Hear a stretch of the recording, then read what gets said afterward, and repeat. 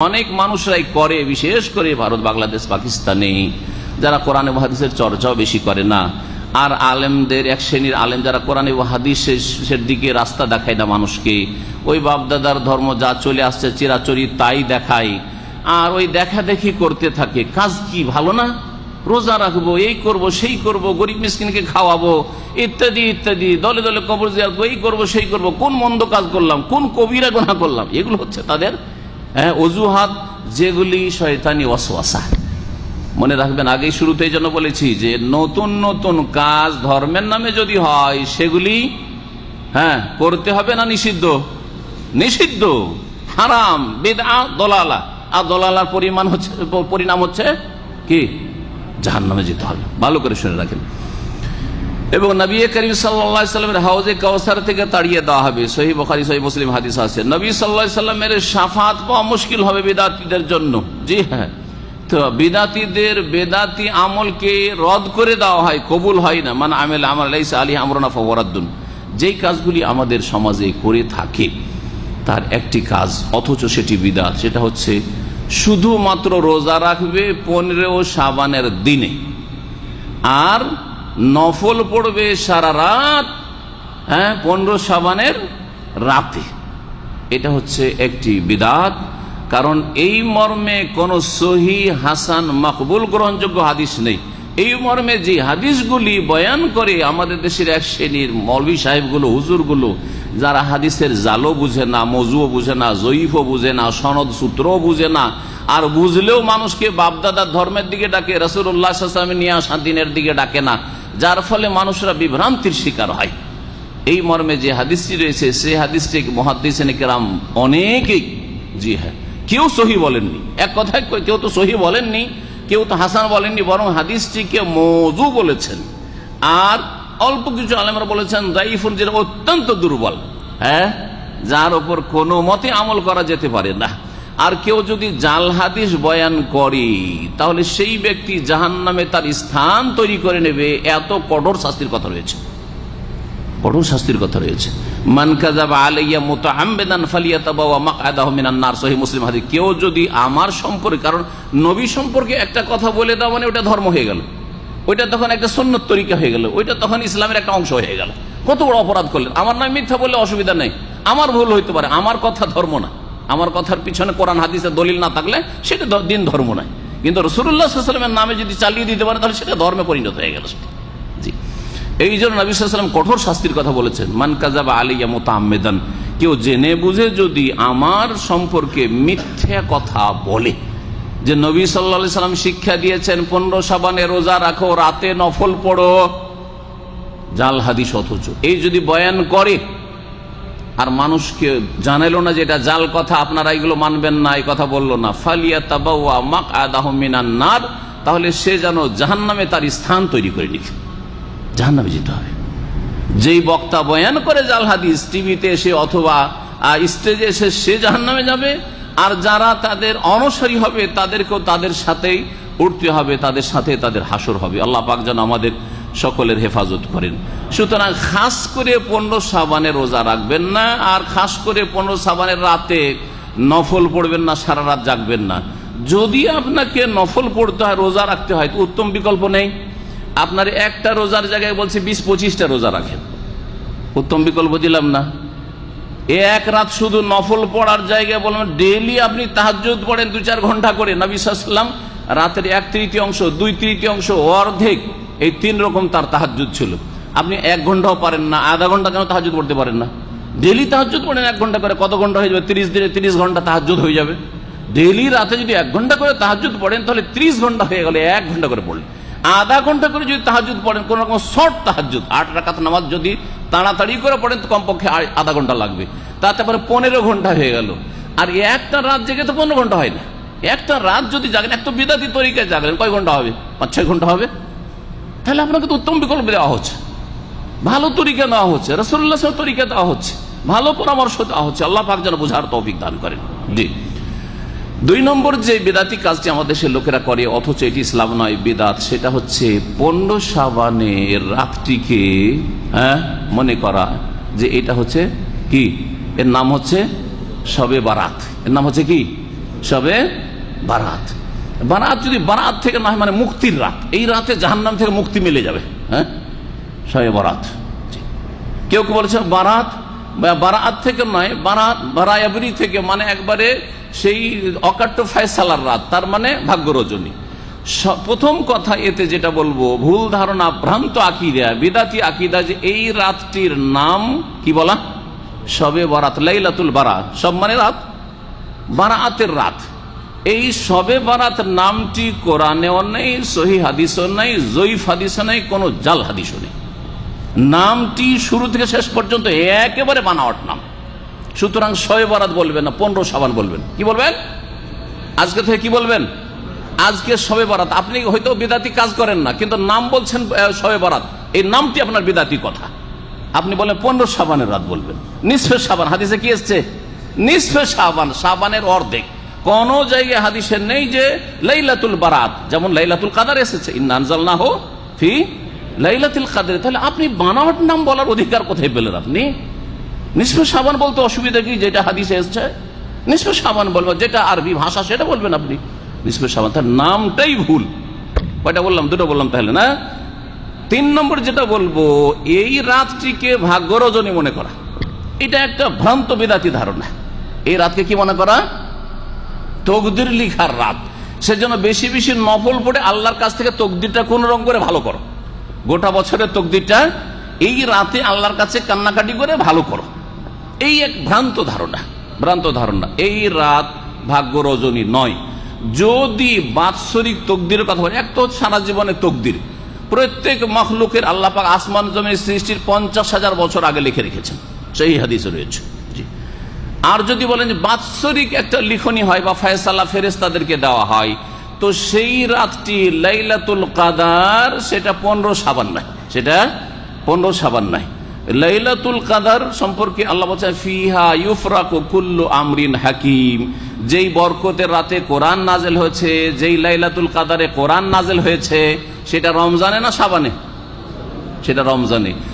রমজানের ওই বেজোড় 21, 23, 25, 27, 29 এই রাতগুলির কোন একটি রাত হচ্ছে লাইলাতুল কাদার। সেই রাতে প্রত্যেক প্রজ্ঞাপূর্ণ হেকমতের কাজের ফয়সালা করা হয়। হেকমতের কাজ মানুষের ভাগ্য, তকদির।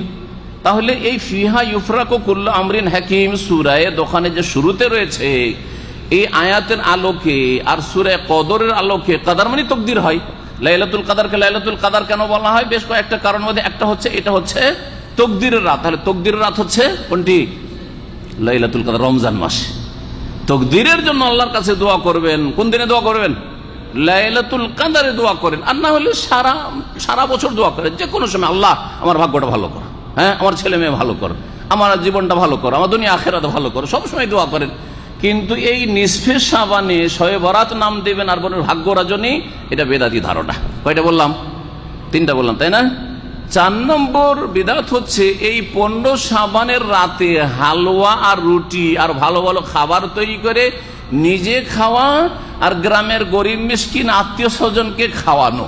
এটাও বিদাতি কাজ, এটাও বেদাতি কাজ। আর আশ্চর্য হবে, এই বেদাতি কাজ কোন হাদিস দ্বারা প্রমাণিত না, একেবারে ঝুঠা মিথ্যা কথা, মিথ্যা ধর্ম। আর এটা এমন মিথ্যা বানিয়েছে, তারা বলছে যে নবী করিম সাল্লাল্লাহু আলাইহি ওয়াসাল্লামের ওহদের মাঠে কি হয়েছিল? দাঁত মোবারক শহীদ হয়েছিল। দাঁত মোবারক কি হয়েছিল? শহীদ হয়েছিল। শহীদ হওয়ার পরে দাঁত যেহেতু শহীদ হয়েছে, দাঁতে প্রচন্ড ব্যথা, কোনো কিছুই তিনি খেতে পারছিলেন না।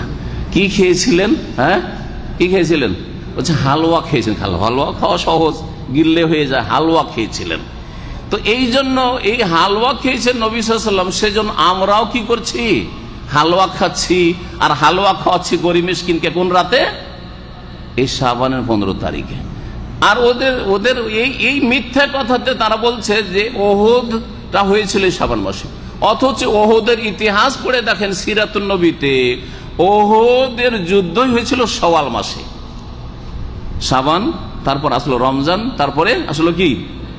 হ্যাঁ, শাওয়াল। তো শাওয়াল মাসে রাসূলুল্লাহ সাল্লাল্লাহু আলাইহি ওয়াসাল্লামের ওহদ হলো, ওহদে দাঁত শহীদ হলো। দাঁত শহীদ হয়ে যে হালুয়া খেয়েছেন, এইটাও মিথ্যা কথা। হ্যাঁ, ধরেই নিলাম, কারণ হালুয়া যেহেতু বাঙালি খাবার, সেজন্য বাঙালি বিদাতিরা ওইটাকে বানিয়েছে যে হালুয়া খেয়েছেন। আচ্ছা, হালুয়া যদি খেয়ে থাকেন ধরেই নিলাম, তো নবী কখন খেয়েছেন? দাঁত ভাঙার 2 মাস আগে না দাঁত ভাঙার পরে? হ্যাঁ, দাঁত ভাঙার 2 মাস আগে হালুয়া খেয়েছেন না দাঁত ভাঙার পরে? যদি খেয়ে থাকেন তো দাঁত ভাঙার পরে খেয়েছেন, তাই না? কিন্তু বিদাতিরা আর লোভ সামলাইতে পারে না, বিদাতি হুজুররা লোভ সামলাইতে পারে না, বিদাতি মহল লোভ সামলাইতে পারে না। বলছি এত আর সবর করা যাবে না, ধৈর্য ধরা যাবে না। 2 মাস আগেই হালুয়া খেয়ে বসছে, 2 মাস আগেই হালুয়া খেয়ে বসছে। এটা 4 নম্বরের ভুল বললাম, 4 নম্বরের বিদাত। 5 নম্বরের বিদাত দিয়ে আলোচনা শেষ করে দেব। 5 নম্বরের বিদাত হচ্ছে যে আমাদের দেশের এক শ্রেণীর লোকেরা কবরস্থানগুলিকে এই রাতে কি করে? লাইটিং করে, আলোকিত করে, আর তারপরে দলে দলে দল বেঁধে কবর জিয়ারত করতে যায়। আর মিথ্যা রচনা করেছে তারা যে নবী মোহাম্মদ রাসূলুল্লাহ সাল্লাল্লাহু আলাইহি ওয়াসাল্লাম নাকি এই শবে বরাতের রাতে, তাদের দেওয়া নাম, আমাদের নাম না, আমরা নিসফে শাবান, এই শাবান মাসের 15 তারিখের রাতে নাকি তিনি সাথী সঙ্গীদেরকে নিয়ে দলে দলে কবর জিয়ারত করেছেন। একেবারে ডাহা মিথ্যা কথা, মিথ্যা কথা। রাসূলুল্লাহ সাল্লাল্লাহু আলাইহি ওয়াসাল্লাম কখনো দিনে কবর জিয়ারত করেছেন? একবার নবী সাল্লাল্লাহু আলাইহি ওয়াসাল্লাম আয়েশার ঘর থেকে, আয়েশা যখন ঘুমিয়ে গেছেন, উঠে হেঁটেছেন কবর জিয়ারত করতে বাকি, যেটাকে আমাদের দেশের লোকেরা জান্নাতুল বাকি বলে। এই জান্নাতুল বাকি নামটাও ভুল, কারণ জান্নাতুল বাকি মানে বাকিতে যদি কবর পেয়ে যায় তাহলে জান্নাত, তাই না? এটা বেনামাজিও যদি মদিনার হয় আর ওখানে মরে যদি দাফন হয়ে যেতে পারে তো জান্নাতের আশা করে বসে আছে।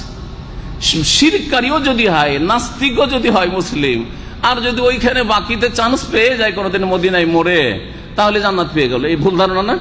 জান্নাতুল বাকি নাম কোনো হাদিসে নেই। আর যদি কেউ বলে আছে তো নিয়ে আসো, একটা হাদিস লাগবে, বেশি লাগবে না। জান্নাতুল বাকি নাম দেওয়া বিদাত। আর মক্কার কবরস্থানের নাম জান্নাতুল মুআল্লা বলা বিদাত। হ্যাঁ, দেখেন আপনারা যাবেন, ওইখানে তো বাসগুলি থামে। হ্যাঁ, আল মুআল্লা কবরস্থানের কাছে লেখা আছে মাকবারাতুল মুআল্লা। কি লেখা আছে?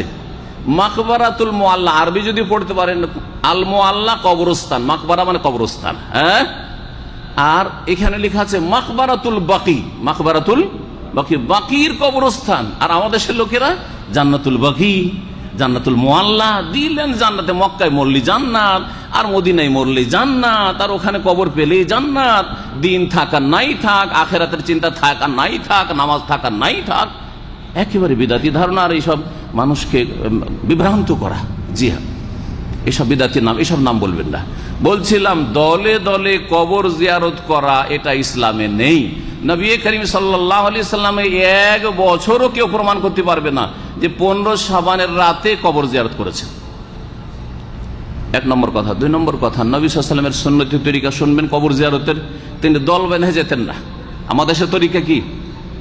ঈদগাহে এলান করে দিল, জমা মসজিদে এলান করে দিল, অথবা গোটা গ্রামের লোকে, অঞ্চলের লোকে দাওয়াত দিয়ে দিল। কিসের জিয়াফত?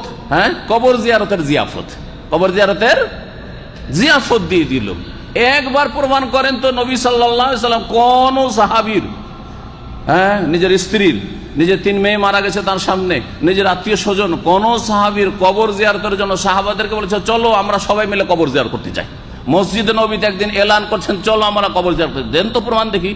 তাহলে এটা তরিকাও বিদাত। হ্যাঁ, এই তরিকাও বিদাত। কবর জিয়ারত করতে যাবেন আখিরাত স্মরণ করার জন্য। আপনি একা গেলে বেশি আখিরাত স্মরণ, একা গিয়ে যেইভাবে আপনি কবরের সামনে কাঁদতে পারবেন, লোকের সামনে হতে পারবেন না, যদি আপনি মুখলেস লোক হন। আর লোক দেখানো যদি ধোকাবাজি করা হয় তাহলে লোকের সামনে কাঁদতে পারবেন, একা কাঁদন আসবে না। ধোকাবাজদের কাঁদন মানুষের সামনে আসে, একা কাঁদন আসে না। আর যারা মুখলেস আল্লাহর বান্দা তাদের নির্জনে কাঁদন আসে, মানুষের সামনে কাঁদন আসে না। জি, কারণ রিয়াকারিতা তো লোক দেখানো নিয়ত আসতে পারে না। নবী সাল্লাল্লাহু আলাইহি ওয়াসাল্লাম ওইভাবে দল বেঁধে কবর জিয়ারত করতেন না। নবী করিম সাল্লাল্লাহু আলাইহি ওয়াসাল্লামের যুগে কবর জিয়ারতের জিয়াফত টিয়াফত আর দাওয়াত ফাওয়াত ছিল না, বোঝা গেছে। আর নবী করিম সাল্লাল্লাহু আলাইহি ওয়াসাল্লাম সুন্নতি তরিকা জিয়ারত করেছেন। নিজের একটা ফায়দা যে আমার আখিরাত স্মরণ হবে, মওত বলে চিন্তা হবে যে আমার ভাই মারা গেছেন, আমাকে মরতে হবে কখন।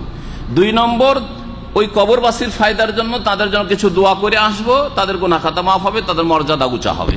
আল্লাহ পাক রব্বুল আলামিন যেন সমস্ত রকমের বিদাত থেকে, শিরক থেকে বেঁচে থাকার তৌফিক দান করেন, আর সুন্নতগুলি কায়েম করার তৌফিক দান করেন। কিছু সুন্নতি কথা বললাম, আর কিছু 5টি বিদাত বললাম। আশা করি এই সংক্ষেপে এই কথাগুলিকে মনে রাখবেন। আর এই বেদাতি কাজ থেকে, বেদাতি আকীদা থেকে, বেদাতি আমল থেকে নিজেকে বাঁচিয়ে রাখবেন। আল্লাহ পাক আপনাকে আমাকে সকলকে নবী মুহাম্মদুর রাসূলুল্লাহ সাল্লাল্লাহু আলাইহি ওয়াসাল্লামের সুন্নতের ভক্ত হওয়ার তৌফিক দান করেন। নবী করিম সাল্লাল্লাহু আলাইহি ওয়াসাল্লামের সত্যিকার ভালোবাসার প্রমাণ দেওয়ার তৌফিক দান করেন। আল্লাহ পাক রব্বুল আলামিন আমাদের অতীতের যা ভুল ভ্রান্তি হয়েছে, দুনিয়ার ক্ষেত্রে কোনো গুনাহ হোক, ধর্মের ক্ষেত্রে কোনো শিরকি গুনাহ হোক আর বিদআত হোক, আল্লাহ পাক যেন সমস্ত মাফ করে দেন। আল্লাহ পাক রব্বুল আলামিনের কাছে আরো দোয়া করি, যেসব ভাই বোনেরা আমাদের দিনী ভাইরা দুনিয়া থেকে বিদায় নিয়েছেন, আল্লাহ পাক তাদের জান্নাতুল ফিরদৌস দান করেন, তাদের গুনাহ খাতা মাফ করে দেন। তাদের আত্মীয় স্বজন যারা রয়েছে, আল্লাহ পাক তাদেরকে ধৈর্য ধারণের তৌফিক দান করেন। আল্লাহ পাক তাদের জন্য উত্তম রিজিকের ব্যবস্থা করেন। সুবহান রাব্বিকা রব্বিল ইজ্জাতি আম্মা ইয়াসিফুন ওয়া সালামুন আলাল মুরসালিন ওয়ালহামদুলিল্লাহি রাব্বিল আলামিন। আমাদের